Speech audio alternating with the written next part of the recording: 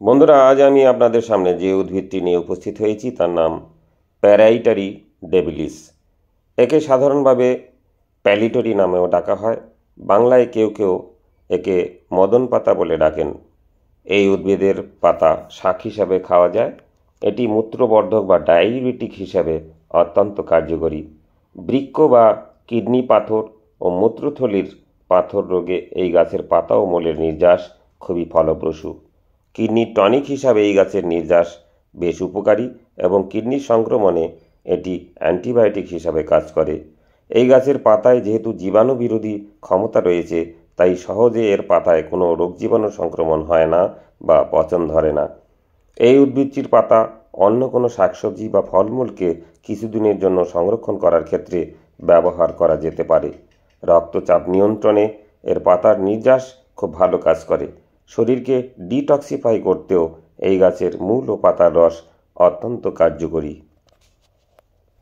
এই উদ্ভিদের আরও অনেকগুলো প্রজাতি রয়েছে, যেমন প্যারাইটেরিয়া জুডাইকা, প্যারাইটেরিয়া অফিসিনালিস। এদের মধ্যে কেউ কেউ আবার সামান্য বিষাক্ত হয়, যেমন প্যারাইটেরিয়া জুডাইকা, যার পাতা সামান্য লম্বাটে হয় এবং গাছের রং লালচে বর্ণের। এরা কিন্তু শরীরে অ্যালার্জিক রিয়াকশন ঘটাতে সক্ষম। কাজেই সঠিক উদ্ভিদটি চিনে তবেই ব্যবহার করা উচিত। প্যারাইটেরিয়া অ্যালার্জি প্রজাতি হাঁপানি রোগ, ত্বক ও চোখের প্রদাহ সৃষ্টি করতে সক্ষম। তাই ওষুধ হিসাবে রোগের নিরাময়ে ব্যবহার করার ক্ষেত্রে অবশ্যই একজন বিশেষজ্ঞ ডাক্তারের পরামর্শ নিয়ে তবেই ব্যবহার করা উচিত।